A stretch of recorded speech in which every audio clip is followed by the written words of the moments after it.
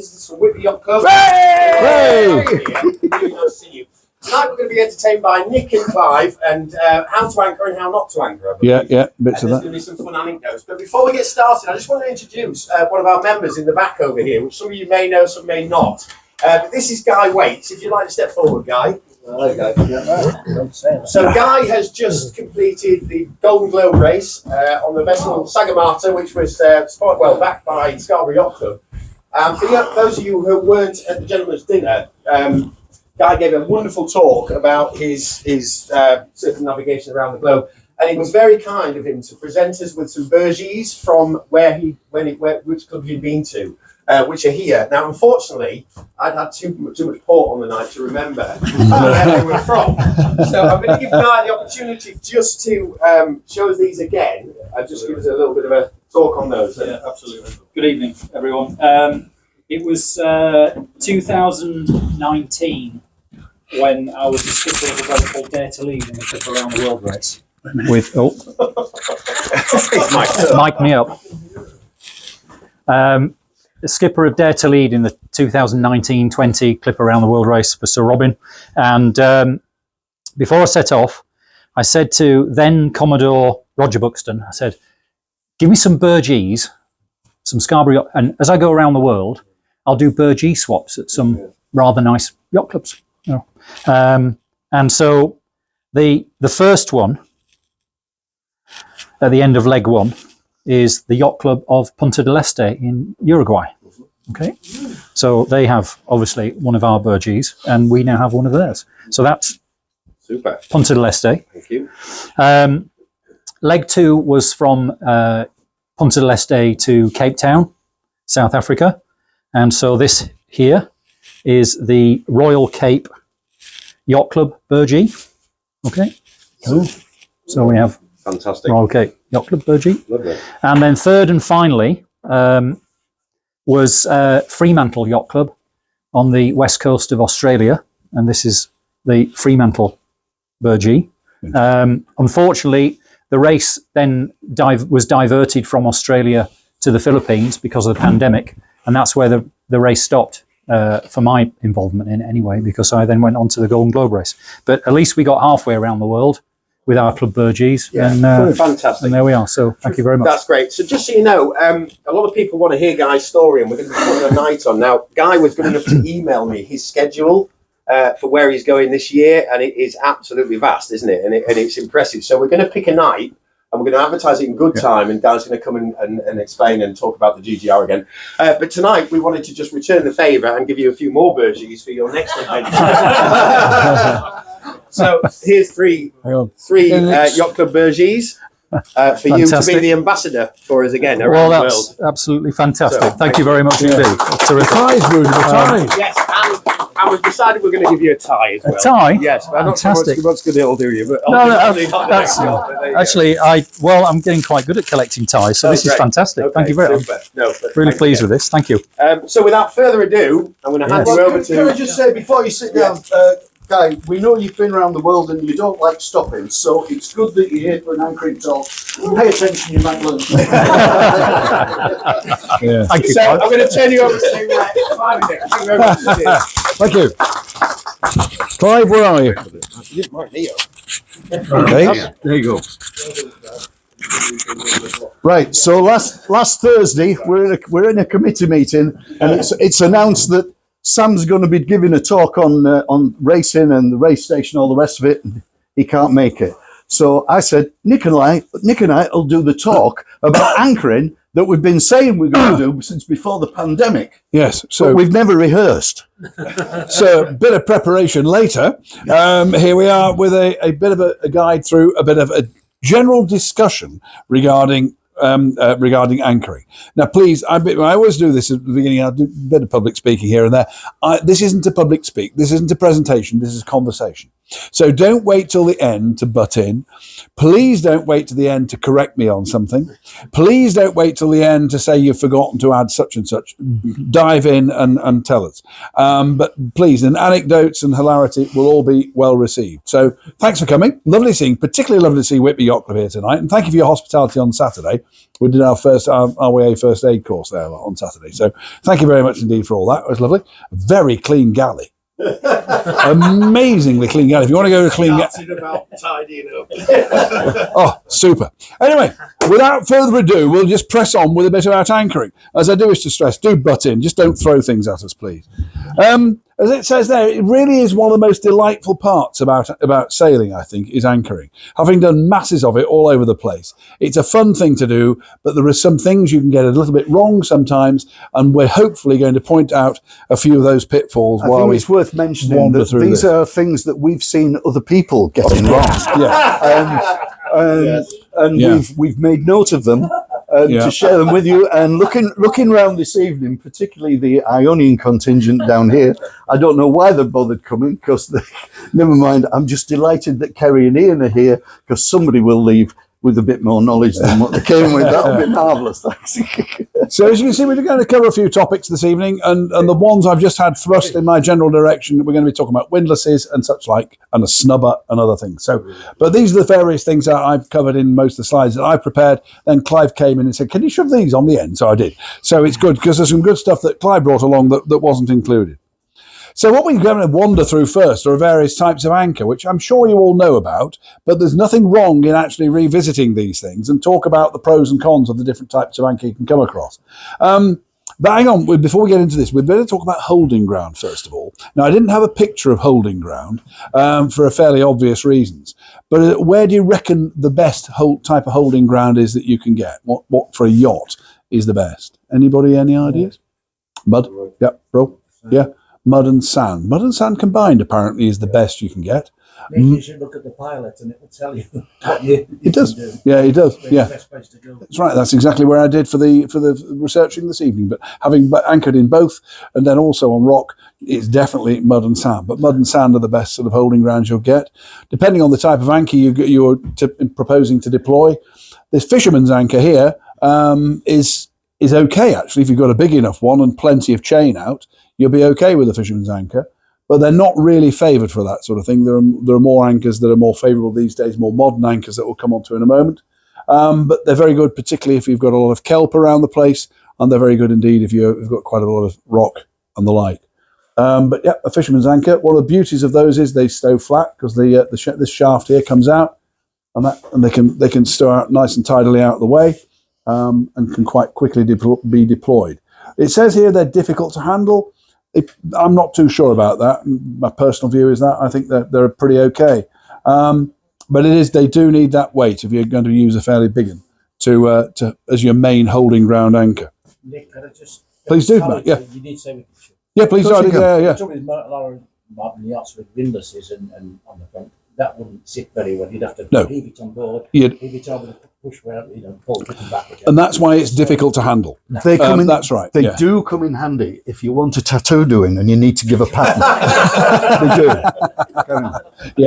Yeah. But you're quite right, mate. If you've got something set up on your bow roller, that something like this isn't great. So good. But they're pretty good if you want a kedge anchor and the bottom behind you is fairly rocky, and you've got somebody who row out or motor out in a small dinghy to do that. So that's it on fisherman's anchors. The next one, this is you see quite a lot of these on the sort of boats we sail here. This is a secure or CQR or a Bruce anchor, and these are pretty heavy beasts. You are relying on quite a bit of weight with the anchor. They come in obviously a variety of sizes, but they're pretty good. There are a lot of rip-offs apparently of these, and they can break. And one of the problems is it's made of quite brittle iron, and that is apparently an issue.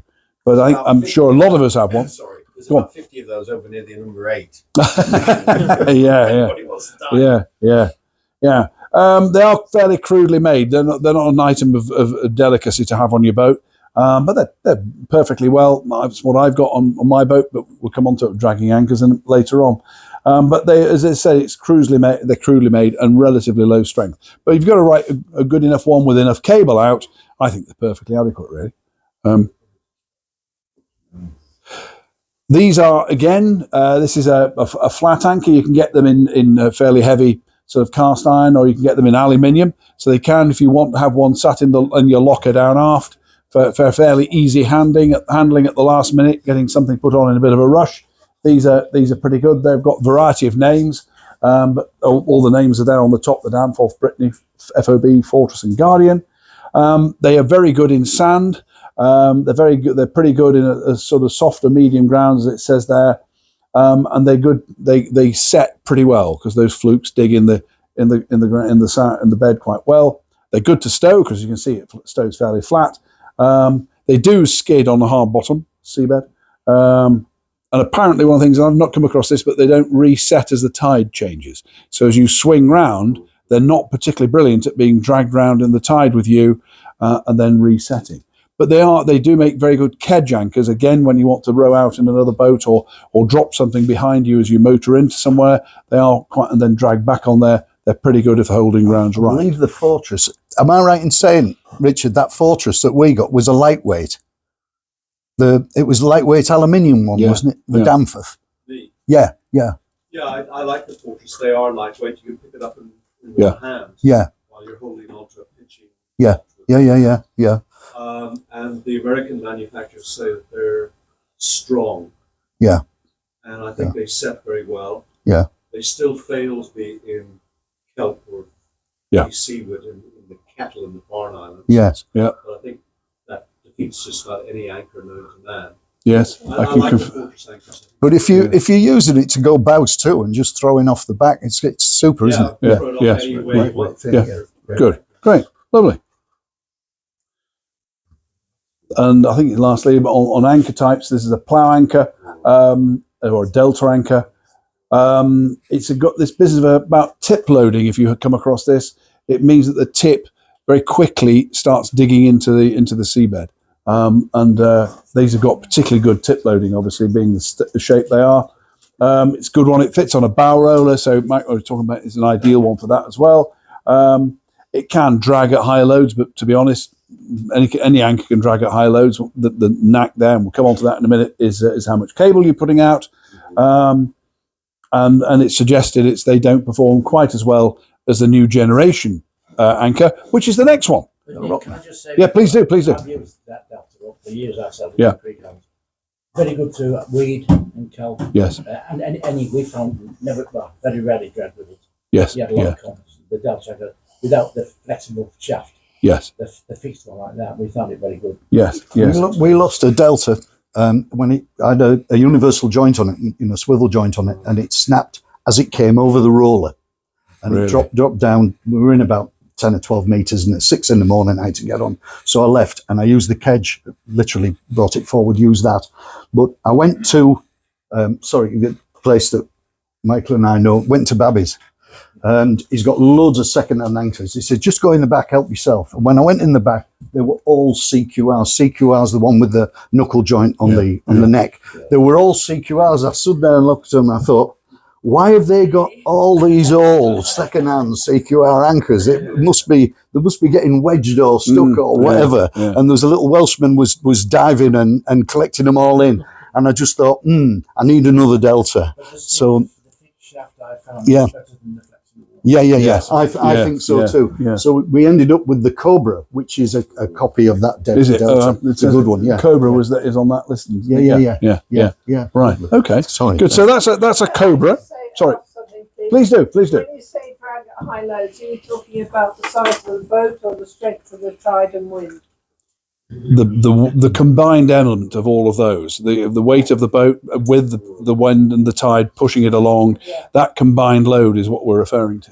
And that combined load is dealt with by a good heavy anchor. The weight of your boat determines really what you want to be starting with. So the heavier your boat, obviously, the heavier the anchor you need.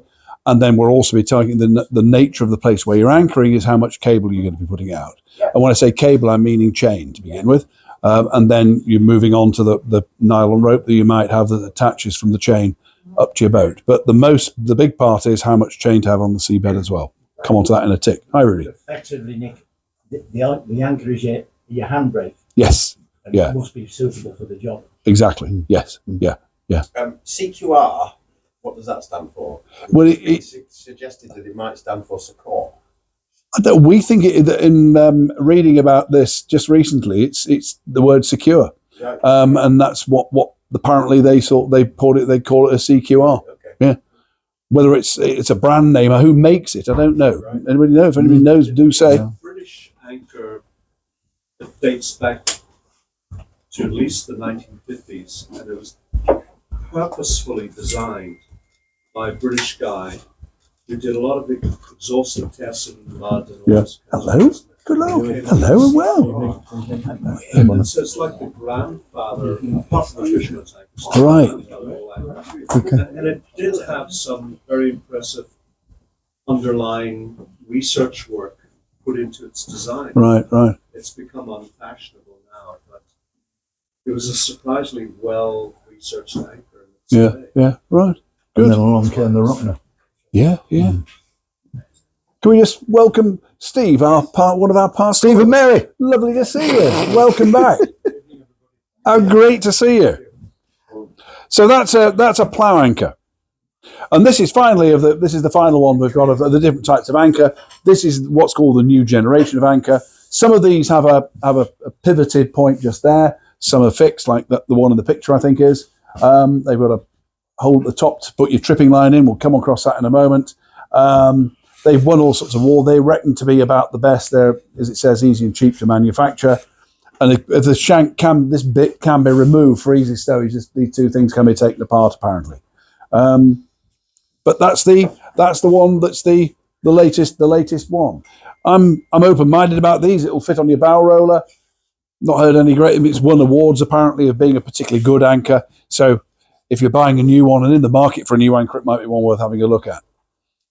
Right, that covers the different types of anchor. Apart from my very last one is the grappling anchor, and these are fun. These are very useful little bits for your dinghies, for your tenders. They stow out the way really well. They're good for retrieving lines. I've used one to advantage out here when we dropped the line on our cradle. We just chucked it out over the water and into the water above where we reckoned the line was and fetched it back on the first go. They're quite useful if you get your anchor foul with somebody else's. It's a good method of lifting somebody else's cable out the way, like we're going to be talking about this new little gizmo of yours in a moment later. But it's a useful way of manoeuvring stuff out the way and beating the crew over the head with. Also excellent if you're doing a bit of breaking and entering and you need to get over a wall. Yeah, quite. Yeah. Well known in Strangeways Jail, apparently. Right. One of the other things we talked about is we mentioned briefly, touched on earlier, was a tripping line. Anybody use tripping lines around here very much? Yeah. Me too. Yeah. Anybody snag TC? tripping lines? Stop using them though, because people go pick them up thinking they're, Think they're boring. Yeah. In busy anchorages, they're a bit of a no-no, aren't they? But the beauty of these is if you're not too sure what's on the seabed, if you think there may be a chain of lobster pots or redundant lobster pots, any type of paraphernalia laid about on the seabed, a tripping line is a particularly good way of getting yourself out of that particular position. Used one lots of times on boats I've sailed on.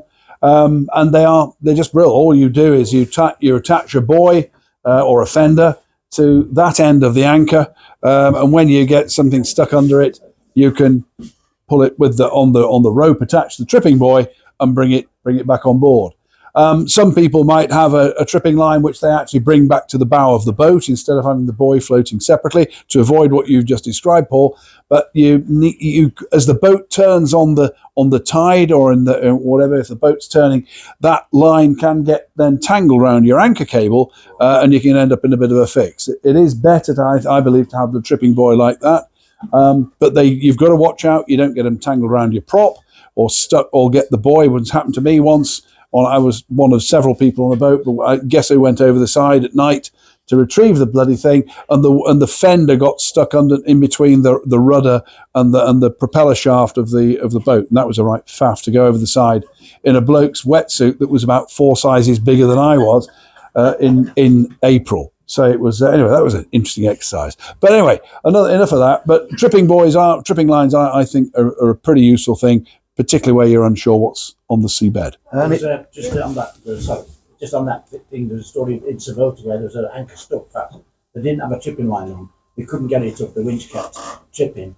So another 2 or 3 boats used their winches, and eventually, after half an hour, pulled what was up, and they ended up bringing up a cement mixer. Really, cement mixer.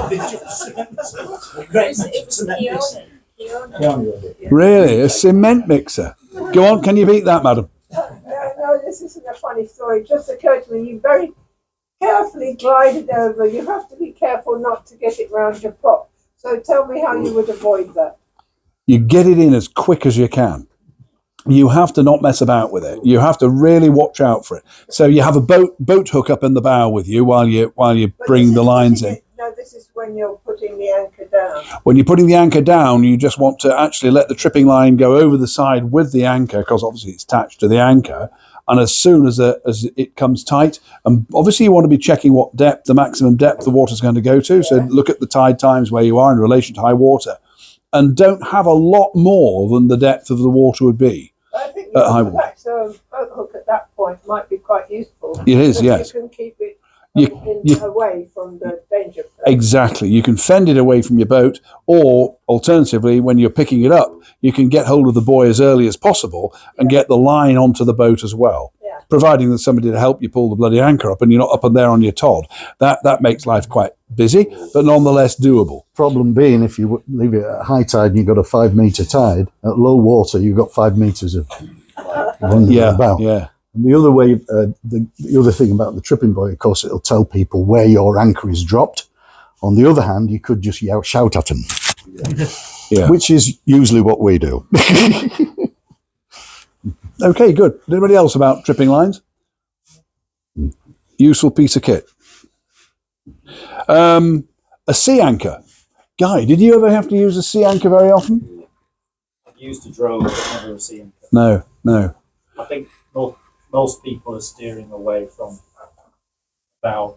Yes. Shoot type anchor off the bow. But I mean, that's an image I would have thought for just for the sake of trying to get it on the same page. But if I was deploying a sea anchor in a heavy sea, I'd want about miles of cable between the sea anchor and where I was, because obviously the snatching of that in a heavy sea could be quite unpleasant, couldn't it? Yeah.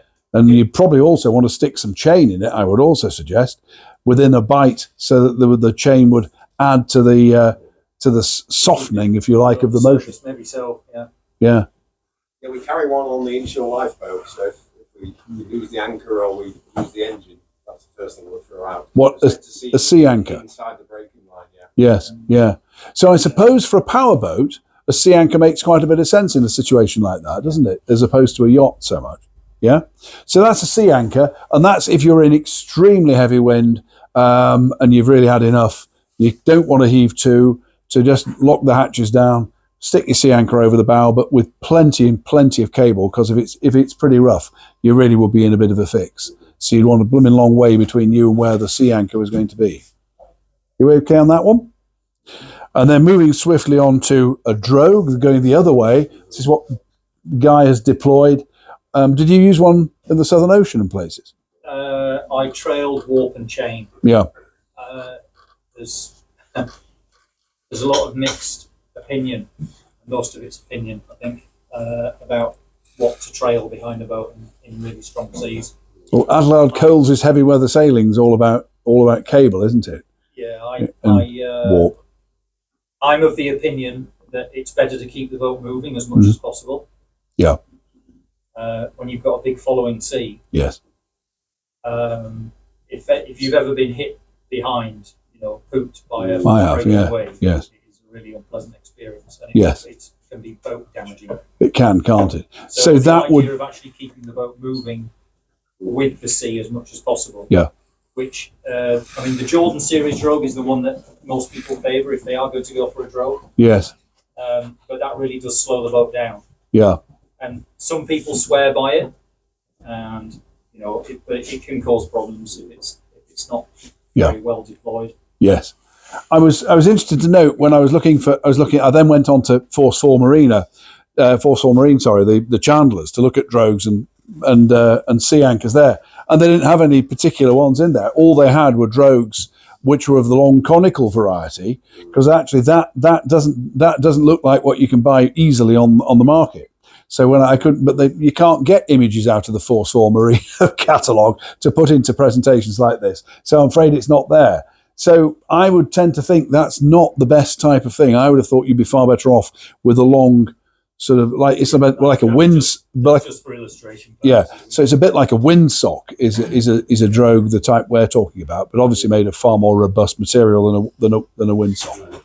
Sorry, Clive, how long would you have the drogue before the how much scope would you have out? Yeah. I would say for a typical cruising boat like we have, I imagine, that sort of 28 to 40 foot, let's say, you want at absolute minimum 100 meters.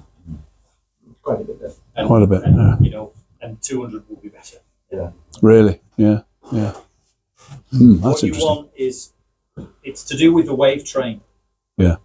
All right. What you don't want, the trouble with a single drogue, okay, is that a breaking wave can collapse it, and then the boat accelerates, and then when it refills, it puts a huge load on.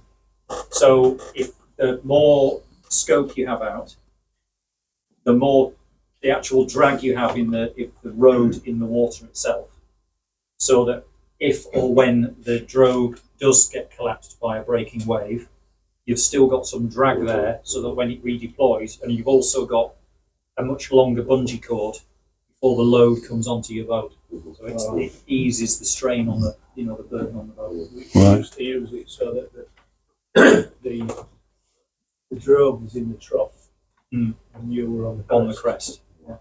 So that when you did need it was active. Yes.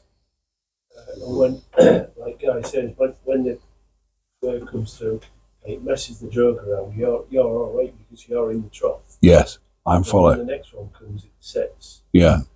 So it's that crucial business about getting at least the distance between the crest of one wave and the bottom of another wave.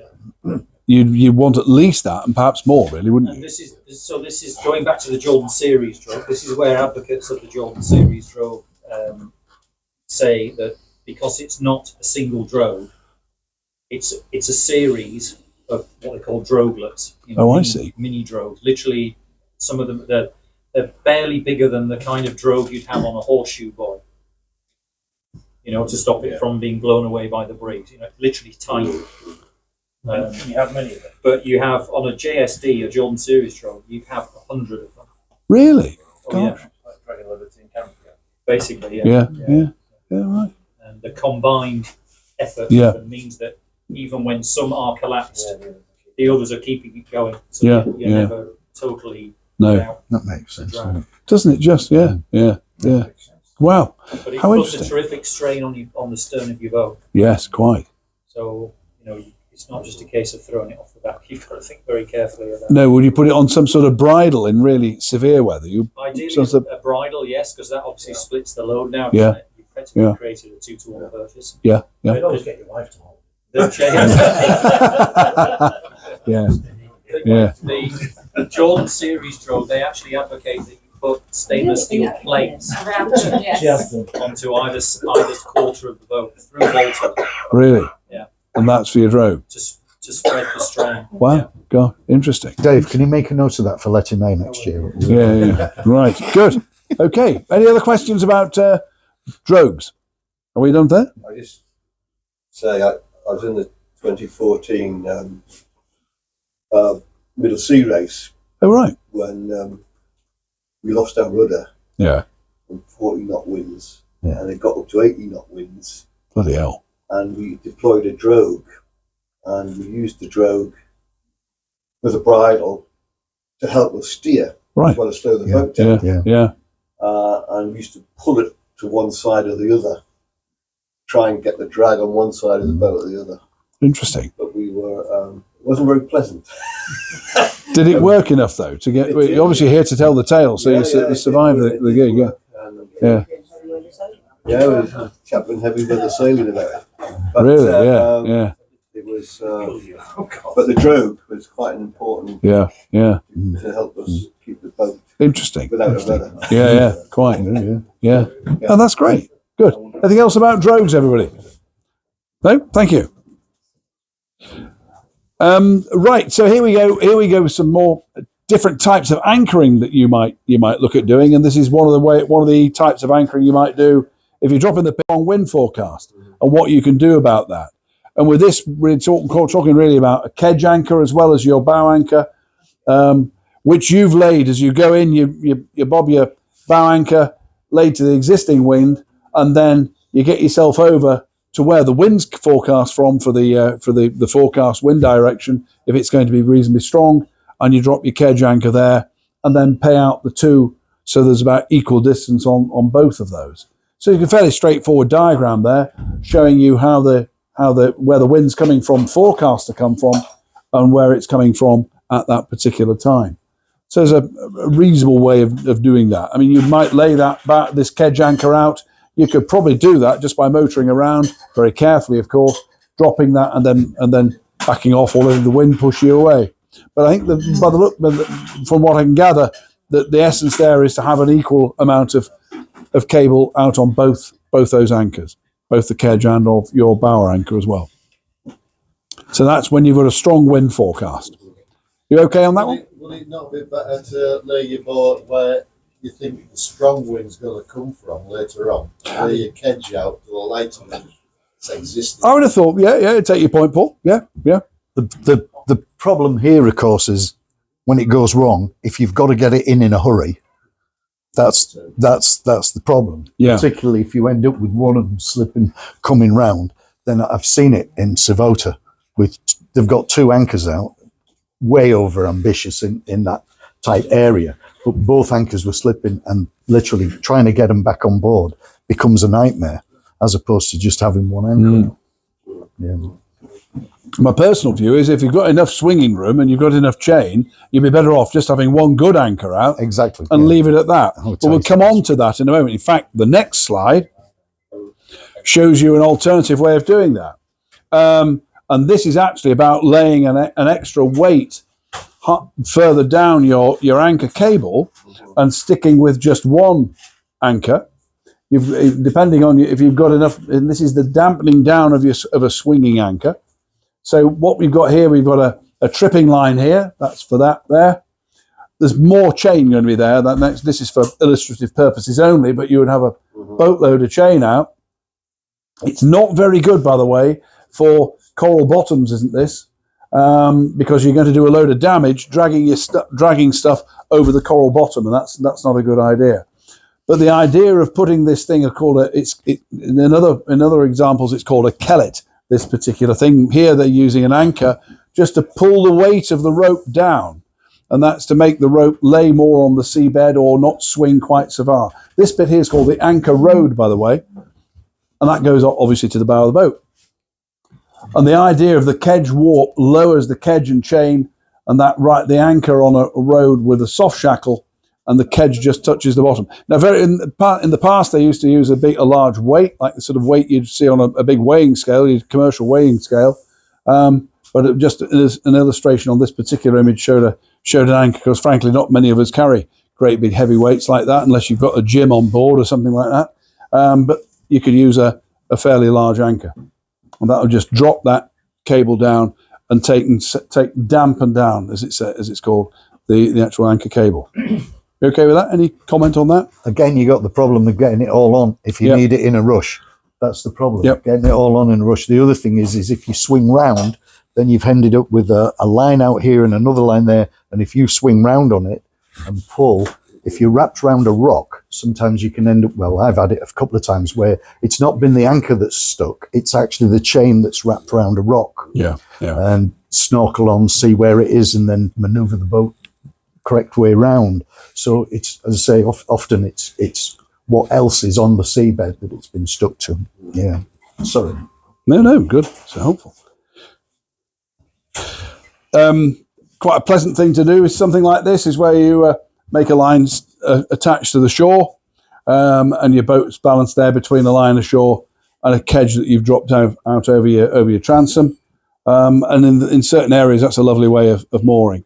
Particularly if you're on a lake, if you're on Windermere or somewhere like that, I should imagine that's a bit of a blast. Never done it myself, but Windermere is so deep, you'd probably have a bit of a challenge doing something like that.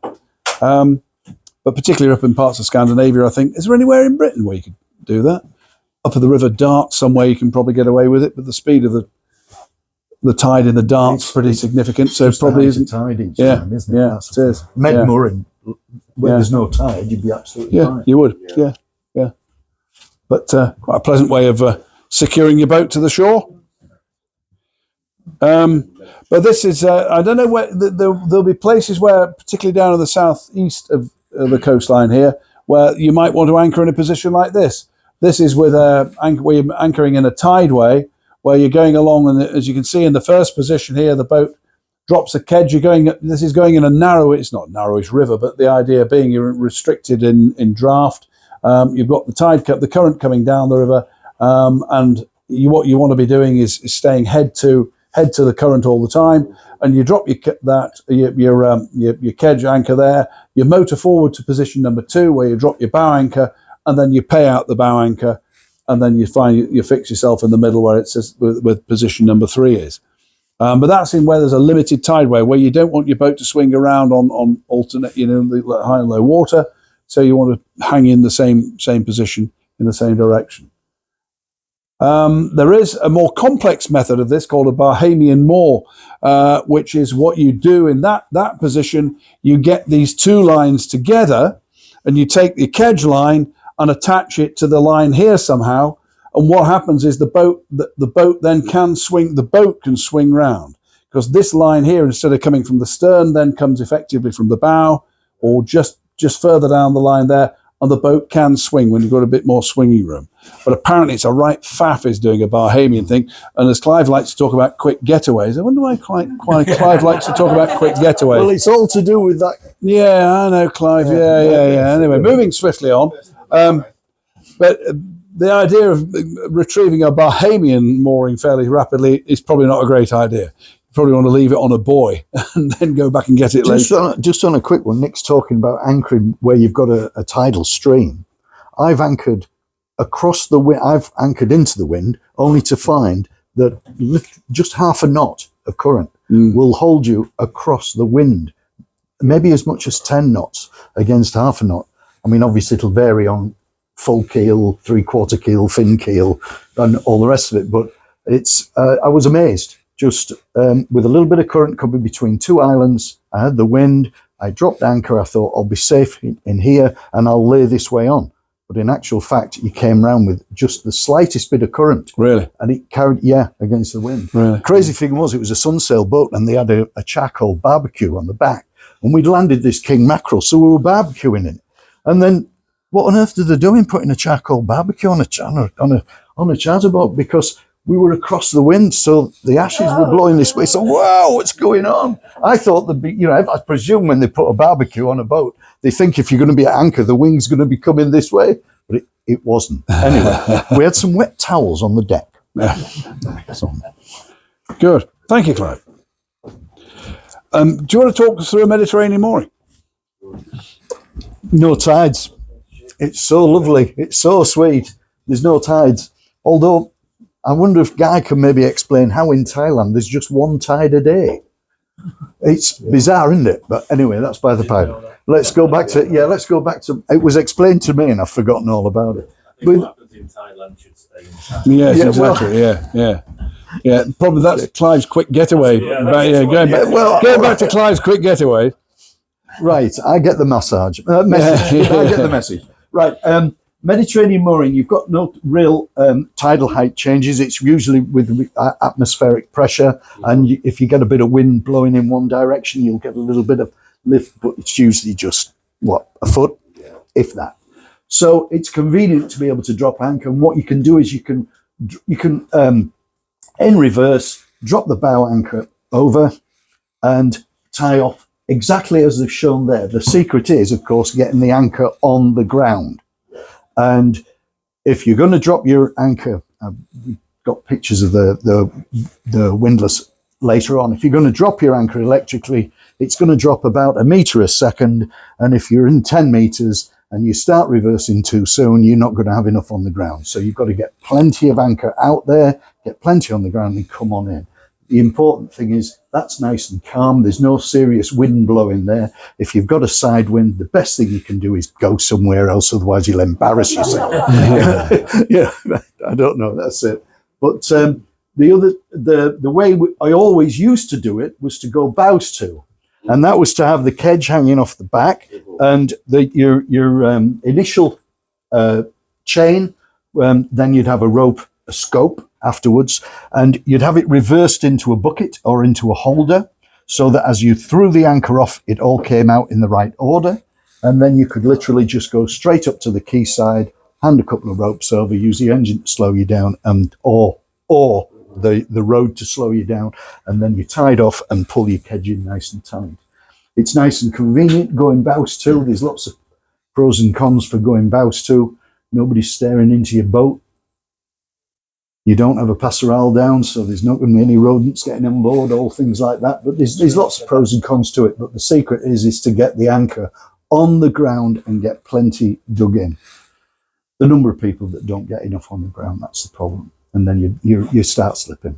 And when it says about the pilot book, how often does it say, good holding once you're through the weed? You know, why don't you just put common sense, good holding once you're through the weed? You're right about the mud, and the sand would be the best. When you've got mud, you've usually got cement on your chain the next day, trying to break it all off, or you're trying to wash it off as you're pulling it all in. But if it's a sandy consistent, then usually it's coming off as you're bringing the chain. That's it. Yeah, good. Just real quickly on that one. That's it. Super. Thank you. Just a quick anecdote about something that happened to me only a few months ago up in the Farns. We've been told, everybody been telling us about how great it was to go. We were coming up the coast here, wanted to go to the Farne Islands. We've been told how great the Kettle is, which is here, where it says Anchorage. It's known as the Kettle. Somebody else has been in there. Somebody mentioned the Kettle earlier. And so we aimed for there. We got up there. It was absolutely throbbing it down with rain, but it was still, you could still see a great deal. Visibility was very clear. But I've not anchored here before. It was all new to me. And so I thought, right, we'll do our research. We did the research. The holding ground was meant to be pretty good. The weather forecast was to blow from the northeast about 6 to 10 knots. So we thought, well, this is fine. This is lovely. It's quite low, as those of you who've been there. This part of the land is actually quite low. But nonetheless, we went into the bay, had a mosey around, checked our depths, looked all pretty reasonable. There was nobody else there. So we motored out again and then got all the gear organised. We'd already got the chain out and things, but I thought, let's put a tripping line out, because there were quite a few mooring buoys in there from the tripper boats. But because of bird flu last summer, there were no tripper boats operating. But nonetheless, there were still some of their mooring buoys. I thought, I bet there are mooring buoys, but I bet there's more ground tackle still on the seabed there, left from people who've left the mooring tackle there, but taken their buoy home. So hence the tripping line. So we went in there and all was fine and dandy. And it was a lovely run up in there. So we'd done the visit first. I'd also worked out the various your transits, and I got some pretty good transits of a big building here and the top of the light. There was a mast on top of here. So I got 2 transits on either side of me, which is really good. The way out, I'd also borne in mind the fact there's a red light on top of here. And so if I was going to sail out there at night, if I was going to have to, there was going to be a red light just about visible in the distance. So I thought, that's a pretty well placed light, thank you. And we settled down, had a nice bite to eat, and then went to bed. And then the wind started to blow, and it started to rain even more heavily. And the wind started to blow 15 to 20 knots from the wrong direction. It started to blow from the northwest. So suddenly this really super harbour that we'd gone into, which we planned because the forecast was from the northeast, suddenly turned out to be a bit of a nightmare. And at 1 a.m., My alarms were going off, but I didn't need the alarm to go off at all. I could tell we were starting to drag the anchor. You could feel the boat shimmying on the line. So up came the anchor, and up came everything. Got the tripping line sorted with my boat. Boat hook was nearby. Got that on the boat, and my wife brilliantly steered us out of there. But you couldn't see a sausage. You could see the loom of the Longship's lighthouse over here, where Grace Darling did the famous rescue from, and you see the light here. Unfortunately, I could see this chap here just through in the distance. And we followed that one. We just sort of aimed for that little red light, which was very fortunate to be there. And we got out quite happily. And about 1:30, we got round the corner around here from the inner farm, came around the corner there and had the most super sail with the wind on a nice broad reach down the coastline. But mightily relieved that we got out of there, because it was quite touch and go. We had a metre and a bit under our keel at the last point. So it was touch and go, as I say. But you live and learn. But the frustration was the weather forecast. I banked on the weather forecast being absolutely accurate, and it switched around quite quickly. And of course, you can't have miles of cable out in a place like that because it's not very big. It's a relatively tight anchorage. So if you'd had all the scope out we were talking about earlier, you'd have been aground anyway. So we had all the chain on the bottom, but not much road after that. And so that was an interesting one to look at. But nonetheless, nothing ventured, nothing gained, and it was a useful exercise. You said your alarms, Nick. Did you have an anchor alarm on? Yeah, both on the AIS and on my GPS, and both were going off. But I didn't need the alarm, to be honest, because by the time we started dragging, I could feel it. And did you set the parameters then for how much you? Yeah, I did. Yeah. So it wasn't very far because it's quite a tight anchorage. The picture in a minute. You can often hear it dragging. Yeah. If it's over stone, but then again, it can get confusing because sometimes you're perfectly safe, but your chain's just rubbing on the bottom, and then sometimes you're in sand, but the chain you've gone round and the chain's rubbing on itself. And when you're trying to sleep, you're thinking, "Am I dragging? Am I dragging?" And you keep checking. But if you set it with the alarms of the mate were obviously important, but the most thing I did was feel the cable, and you couldn't really feel it dragging. And I went down below and laid in bed, and suddenly it must have dragged very much, quite a good deal at one point, a good amount.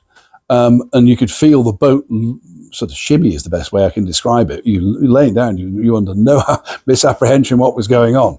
So I got up and then checked my bearings on the transits, and they weren't in a good place. So it was back on with the engine, and off we went. And it's quite an interesting exercise, really. But it's a matter of sort of remaining reasonably as calm as you possibly can to your crew who've not done this sort of nonsense before. And Jane was brilliant, but inside I was getting a bit, I wanted to get away from there, to be honest. But we did. We were all right. Right, Clive, these are your pictures here. There's just a couple of things what I was going to say just on there when you were talking about Jane. One of the things that saved, I always maintain it saved my marriage, was the fact that I spent £13 on eBay and bought a wireless remote for the windlass. It was great. There was no more shouting. We'd actually got done pretty well. We got it down to hand signals. We got it down to that. It was pretty good because usually when you see these charter boats coming in the Med, there's an awful lot of shouting going off. But I got this wireless remote and it's great. You just press a button and the anchor goes down. The anchor goes down and then press it again, it comes up. It's great. The only problem is a second delay. So when it comes to getting it over the bow roller, you've got to be careful. You've got to do it manually, otherwise it hits the thing. I wanted to do this with the windlass. I wanted to show these because I won't mention any names. Yeah, I will. Bruce. When there was Bruce and Steve Jones and Karen and Maggie when they were in the Med, and we said, "Oh, well, let us know when you're coming out there. We'll meet up with you." We'd they didn't. We messaged when they were there, and I said, "Okay, we'll see you at Castos." Where's Castos? I said, "You've got a chart. Find it. We'll see you there." Anyway, we got this message saying, "Yeah, the windlass is the windlass." No, we got this message saying the windlass wasn't working. It's broken. We phoned the charter company. They're going to drive down, and I said, "Well, what's wrong with it?" "Oh, it just keeps skipping. It's slipping all the time." Well, the clutch wasn't tight enough, was it? I said, well, have you tightened the clutch up? He said, what, you mean that star thing? Yeah, it's as tight as I can get it. I said, well, have you used the bar? What bar? I've done it with my hands. It's like, no, it's not tight enough. So that's it. But, you know, the chain will come over this. This is the gypsy, which the chain will come across. I'm sure most of you all know that. And this is a clutch mechanism, which you could slacken off. Oh, so you put the bar for extra. Put the bar on the purpose. Yeah, the bar will fit in this socket here as well. Put it on the end there. It'll slide on. Undo the clutch, and that'll let the chain run, and that'll get it on the ground faster than letting it down electrically. But you've got to watch your fingers, and you've got to watch if there's any whipping or anything with the chain, and it can sometimes jam. You've got to be careful. You can't just let it go bang all at once. You've got to go slowly with it. But you will get it on the ground quicker than letting it go electrically. But of course, when you're finished, you've got to make sure it's sufficiently tight so that when you start working it electrically, it's fine. A rope, if you get down past your chain and you get onto the extra bit of scope, you can put your rope round here and use it. And if the whole thing knackers up and doesn't work, you can use a ratchet by putting the bar in there and then ratchet it back up there, which you can then cancel your gym membership. That'll be fine. The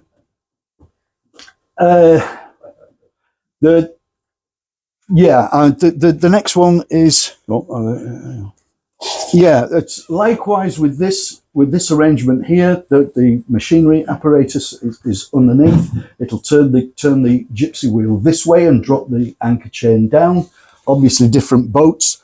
I know Michael's had a boat out there where you've got to have a broom handle to feed the chain down all the time. Other boats, it just drops down. If you've got stainless chain, it'll break itself. Yeah, but with a galvanised, well, if you weren't such a cheapskate, Michael, I mean, what can you say? But then again, you've got Jan to shout at and a nice new broom handle, so you can do that. Can I just make one? I think Good. Any comment about the winches? Yeah. Is that when you do anchor off, whether you're moored up against a town quay or whether you're off in a bay and you're anchored, we put a strop on, which means I don't know if I've got it coming up. Okay, yeah. With this one, they are a little bit more renowned for snagging because you're moving the chain round and down, so they can give a bit more problem. But with this one, you can see you put your winch handle in the top, and that would undo your clutch to allow it to drop down and then tighten up again. All I usually do is I just get the anchor onto the roller so it's pivoted over, and then I stand there with my wireless remote and then go slowly towards the dock whilst dropping it at a decent distance. And I always get it right. Oh, of course you do. Yeah. That's it. Now, Michael was just going to say, can we go on to the strop?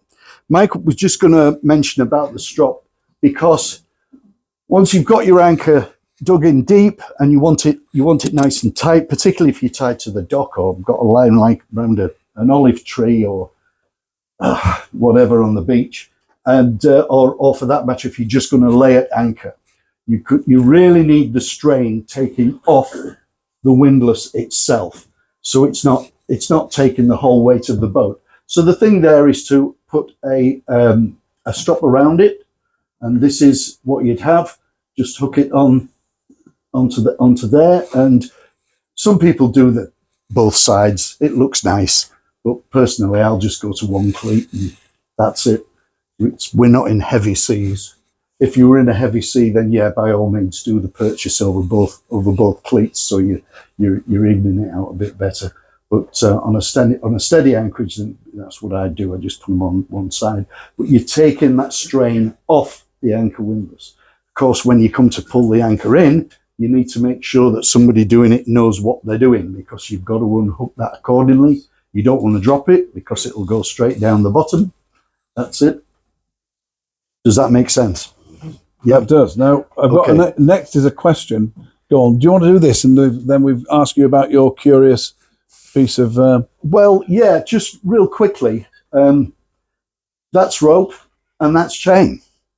Now, the advantages of a chain are you're not going to, if you're scraping on rocks, you're not going to chafe through it. It's a lot heavier. and it's the weight of the chain that will keep you in place over and above more the anchor being dug in. As long as the anchor's in, the weight of the chain. If you can imagine a rope from here to the end of that road and somebody's holding it, you've got to pull quite a lot to get it to lift off the ground. If you had the same distance in chain, you wouldn't be able to lift it off the ground, and hence that's why you put the extra weight on it if you need it. But the rule of thumb is 3 times the depth for a chain, 5 times for a rope. Obviously, with rope, you'd still have a length of chain on the seabed just to take up any chafe. Personally, when it comes down to rope, they reckon there's a bit of spring in it. There's some spring to be had in it, as opposed to not on a chain. I would say this business about 3 times the depth. Don't forget that when you're looking at your depth, there's usually a bit of offset from the bottom of the keel. I know we've got 0 and it's still 0.5 metre from the bottom of the keel. So if I'm looking at my depth and it says 5 metres, I know full well it's 5.5 metres just to the bottom of the keel, and then up to the waterline, and then from the waterline up to the bow, where the bow roller is. So you can easily add another 3 or 4 metres to whatever you've got on the depth. So if it says 5 metres, I always double it up and say 10, and then I'm going to lay 30 metres of chain. But again, it just depends if I'm staying for lunch or if I'm staying for the night, or how strong the wind's blowing for the next hour. It just depends how long I'm going to be there. The other tip that I would say is I've seen people skipping, reversing at full speed, trying to drop an anchor with an electric windlass. When you can see the chains giving it that as they're going down, and then they end up skipping because the chain's not dug in properly. Personally, I just put the motor into the boat to stop, get as much down on the ground as I can, and just, if there's a bit of wind, I let the boat take me and just let it out. Let plenty out and then pull straight. Just pull a bit of tension onto the boat, and then let another 10 or 20 metres out. As far as there's a couple of just little things that I just want to skip over, what I've had on my mind just to talk about. When you were doing you read your Yachtmaster and Day Skipper books and everything, and they show you an anchorage. They show you an island with a nice anchorage on the north, south, east, and west, and the wind's blowing from the west. Where's going to be your safe anchorage? And you immediately think, well, it's blowing from the west. The safe anchorage would be on the east. Well, I've had that experience where I've gone somewhere, and when you get there, the wind's coming off the land, but there's about a 5 metre swell from 3,000 miles out in the ocean coming in that you could surf on. So it doesn't always work that you've got a bit of swell coming in on there. What I had to do on that instance was actually go to a northerly. I went to a northerly anchorage, and then I laid the anchor and I put the kedge out and pulled myself round with the boat, so the boat faced whatever little bit of chop was echoing round the bay. But I think that makes sense. Yeah. Did you want to ask about that tripping line? In the Med, we very, very often get snagged anchors. Thanks, Richard, for bringing this. Where is he? There he is. Thank you. Don't worry, you've still got to pay for your beer. Sorry. It's very nice, very expensive bit of kit. A bit of old rope and a boat hook will do it as well. Anyway. But then again, if you can afford it, why not buy one of these? You've snagged somebody else's anchor cable. If they're on board and you can get them to give you some slack so that there's plenty of slack and you're not pulling the cable up and pulling the boat as well, you can, with your own anchor, you're lifting your own anchor and it's snagged on their chain, it's lifting it up. What you can do is go overboard with that, hook it up, lift it up, get your anchor out, and then trip it accordingly. But you can do the same with a piece of rope, not on the rope, drop it down, hook it back under, snag it off, and then let your anchor out and unhook it accordingly. It's more embarrassing than difficult, but well, it can be difficult. Again, it depends how much wind you've got blowing and how many people are watching you. Yeah, that's the big one. Good. Yeah. Right. There's a couple of anything else? There's a couple of other points I just wanted to go over, and I just can't remember.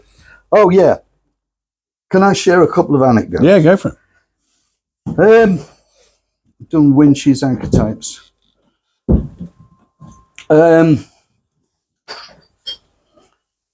Crikey. Rule of twelfths. When I did my yacht master many years ago, I spent 6 weeks sailing with a mate of mine down Mexico, and I missed all the tidal classes. But he taught me the rule of twelfths. And when it came to doing the yacht master exam, I was the one that got it nearest. I got nearest using the rule of twelfths. And whenever I've gone anywhere, it's always done me right. It's worked out very, very well. And does everybody know how that works? Do you want me to explain that real quickly? The whiteboard up for you, Clive. Thank you very much. And your pens are just there, Clive. Yeah, but I'm not very good at drawing. But Go for it. if you imagine a clock face with 12 o'clock here, you've got 1, 2, 3, 4, 5, and 6. The tidal, okay, we know it's about 6.5, okay, 6.5 hours, but if you work on 6 hours for the tide, in the first hour, you can expect it to drop that distance. And as you can see, I'm no artist, but that's the distance you can expect it to drop in the first hour. So if it's a 6 meter, for ease of figures, and the fact that it has been, all right, if it's a 6 meter tide, it will drop 1/12. So that's half a meter. In the second hour, it will drop that distance, which is a full meter. In the third hour, it'll drop that distance. Is this making sense? Which is 1.5 meters. So you've got 6 meters. It will then drop the same as that distance. It will then drop the same as that distance. And in the last bit, it'll do that last half meter. So that's roughly what you can work on. That is going to be your area of strongest rise and fall. It's always worked out pretty well. I've never had any mishaps, but of course you always go, well, I do anyway, tend to go over the top. You're not going to do it so that you're going to be exactly on the bottom or a half a meter above the bottom. You're going to be a good bit off the top at low water. But the rule of twelfths comes in very handy. And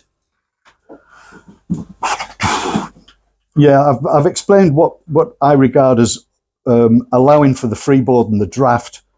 And if you look at most of the tips on the internet for how much chain to use pro rata to the depth, if you add that freeboard and the waterline in, what I was saying, the draft and the freeboard to it, it works out pretty much close to what all the within a half a meter anyway, from what I've managed to read up on the internet. Snubbers I've explained about. Another one I want to touch on is leaving a ball up when you anchor, leaving a visible sign at day, during the day.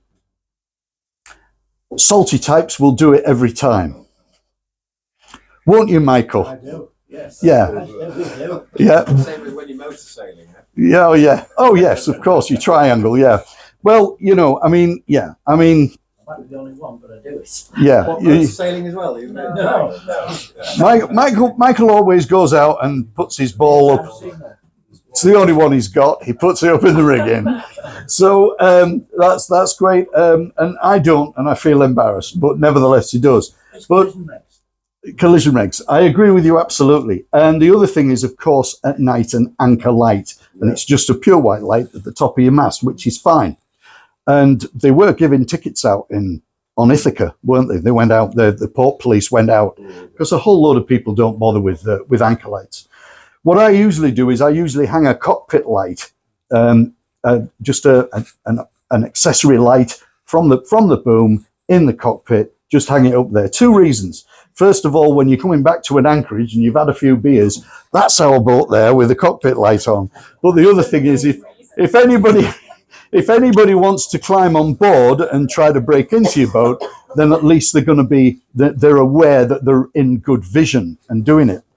But anchor lights, you don't forget with an anchor light, if you're leaving at 5 in the afternoon and it's broad daylight and you're not going to be coming back till 10 o'clock at night, you need to leave a light on before you go out, even though it's broad daylight. Now, Chris and I in Thailand, we were going to a place and the wind was blowing like hell. And the anchorage that we were aiming for was on the lee shore. So we went back around the other side of the island, and it was like a tradesman's entrance where all the supplies were coming in. And in Thailand, they've got those long-tail boats with the V8 engines and a long shaft to a propeller down there. And they were coming and going. It was as noisy as hell. But with 40 knots of wind, it was the safest anchorage, and it was mud.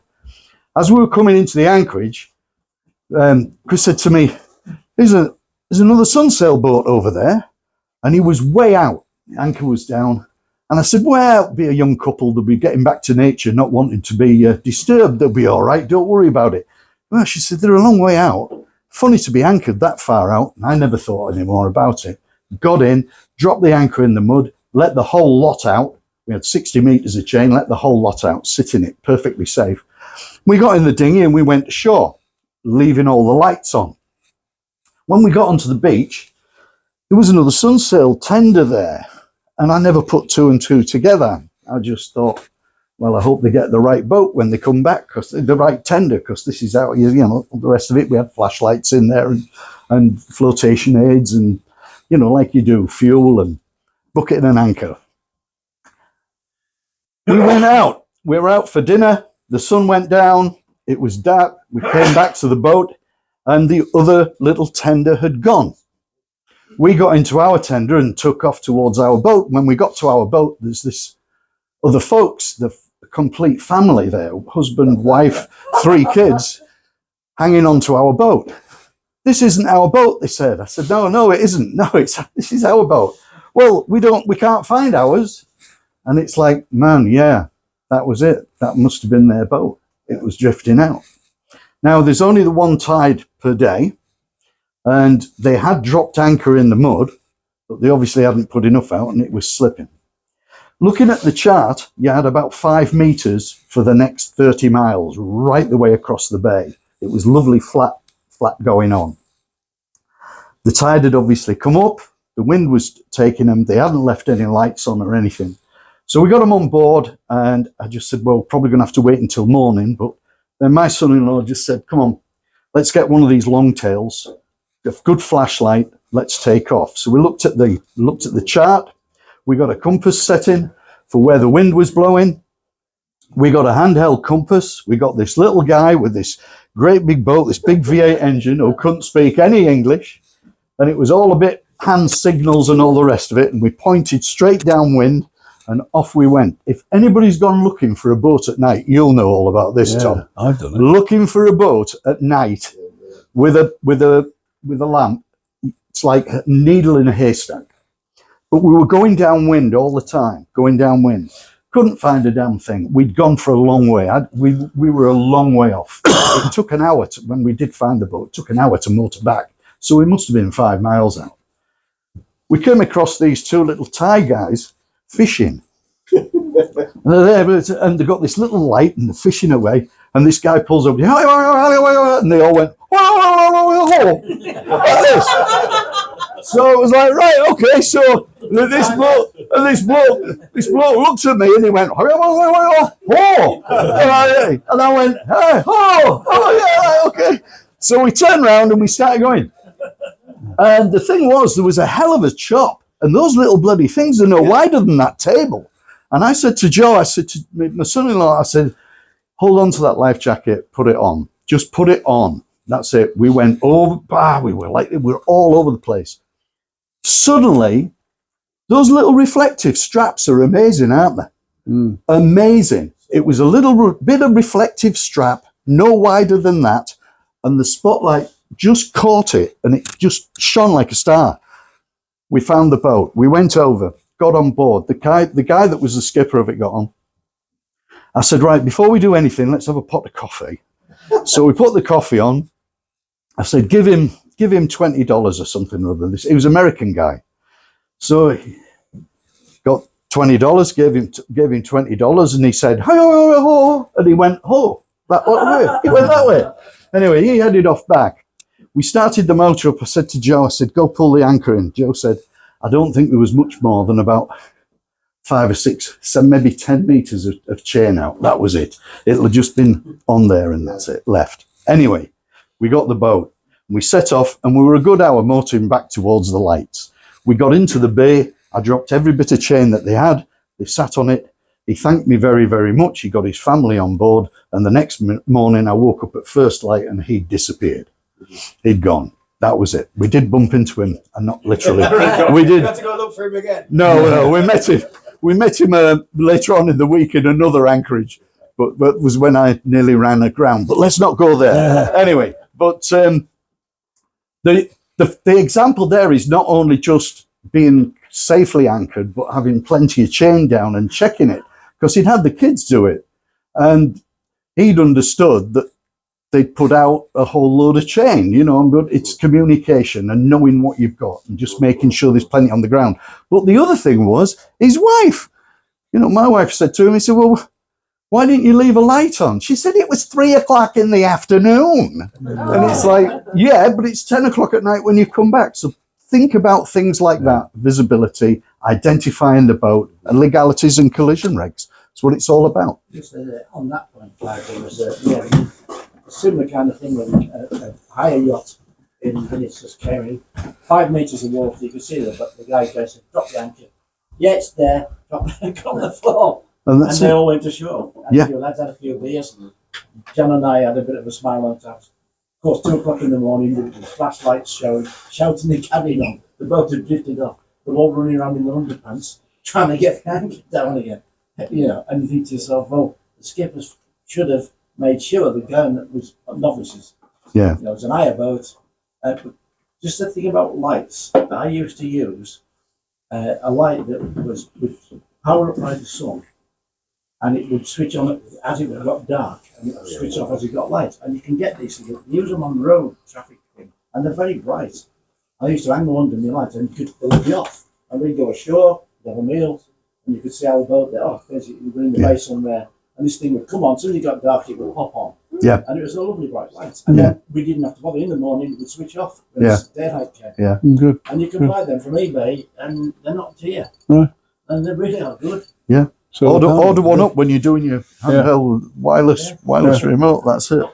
There's a couple of other thoughts that I've got, and that is when it comes down to in a tight anchorage. Obviously, there's going to be different types of keel. A long keel might swing differently to a 3/4, to a fin keel, or to a motorboat. You've just got to bear that in mind.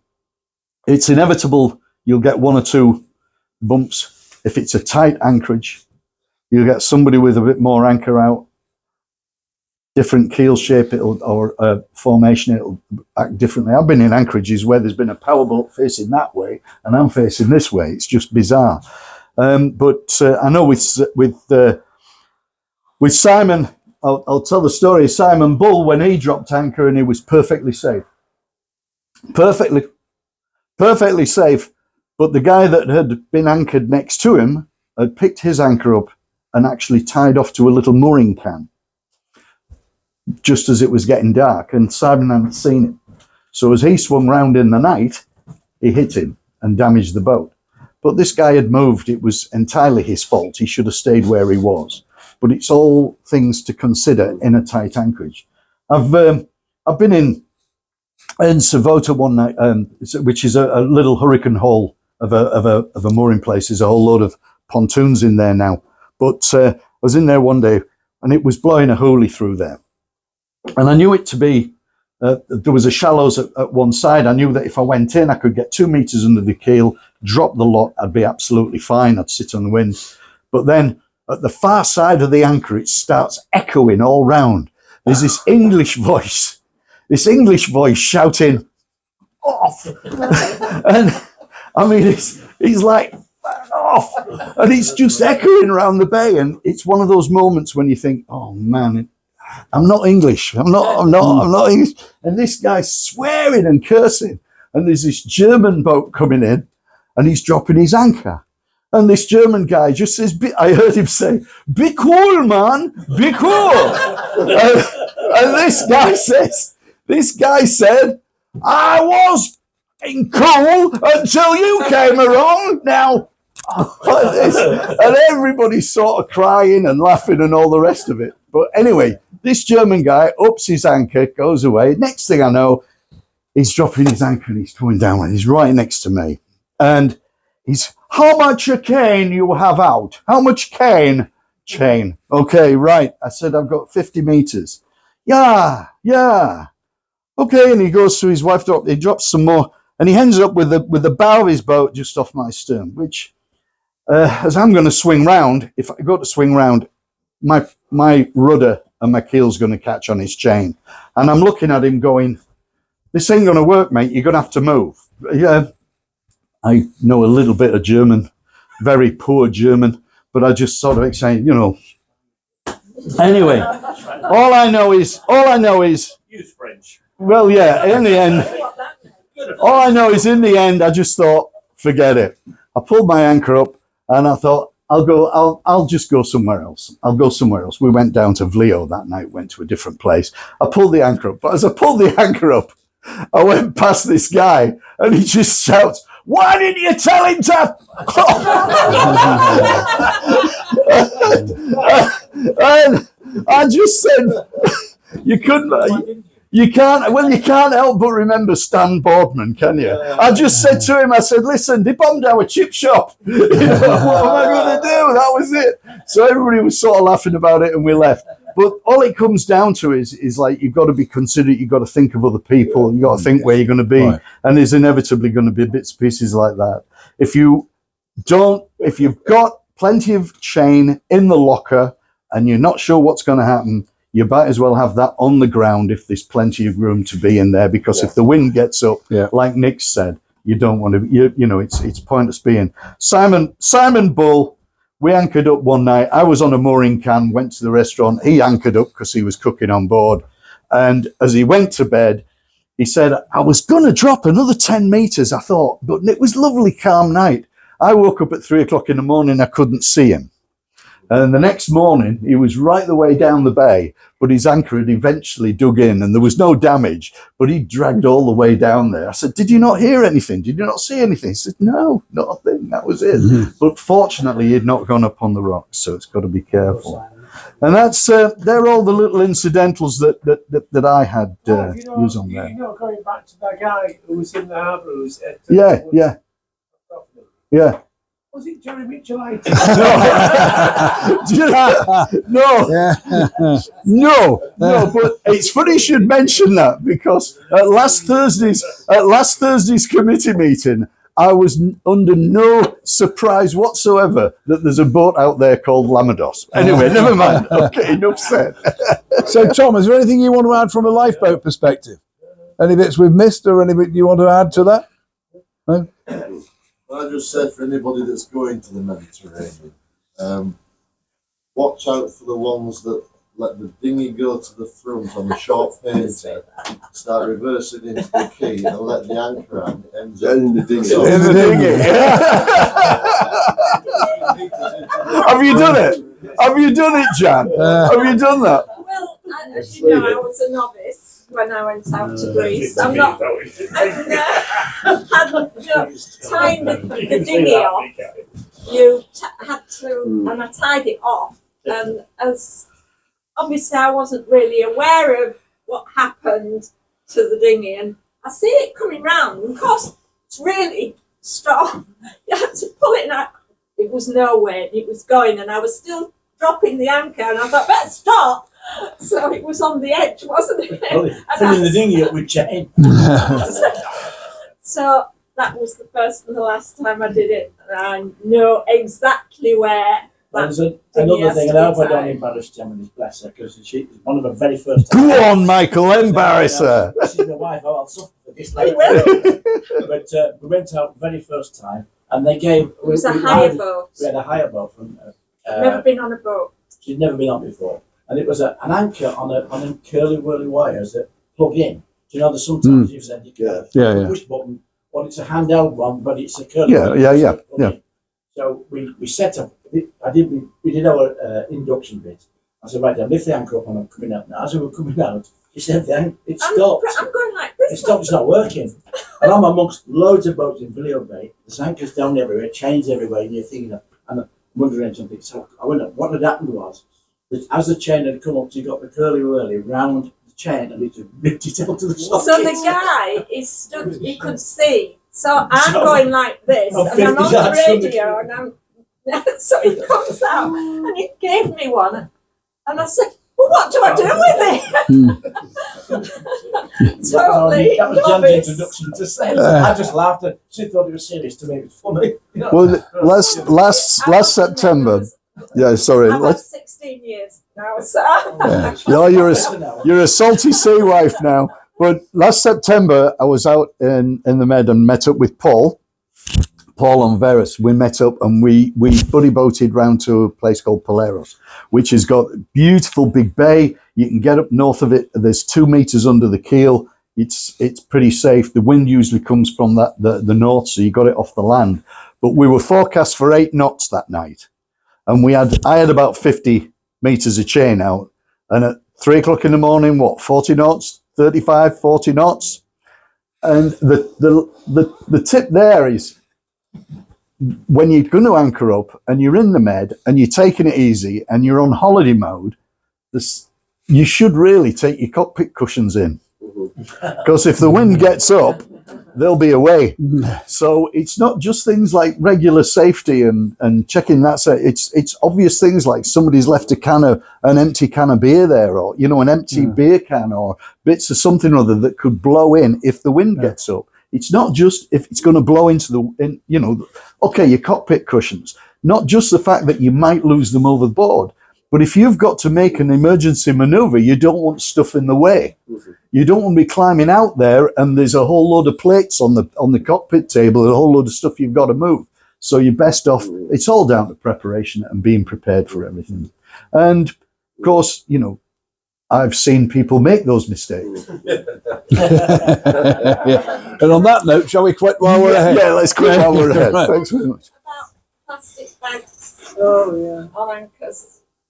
You moor up. You're trying to moor up, and the anchor just will not dig in. And every time you can bet your bottom dollar it's a plastic bag. We had that a few times in the Aegean. Do you mean on the seabed? That it's snagged on the seabed? Yeah. And even sometimes when you've been secure and you pull up a load of guns, and on there'll be a plastic bag. Yeah. Or a cement mixer. Or a cement. Okay. All right. But I didn't leave that. There you go. Yeah. Good. That's it. Thanks very much. Okay. Thanks, everyone. Thank you ever so much, Jeff. Thank you. All enjoyed that. Thank you. Thanks for Whitby. We will be doing around another month. We're going to be doing a rules talk, or Sam will be, our Commodore, and about rules and protests that we want to for us all to get together. And I promise you, I'll give you more notice. But I hope you've all enjoyed it tonight. Thanks for Thank you. Thank you. Thank you. Okay.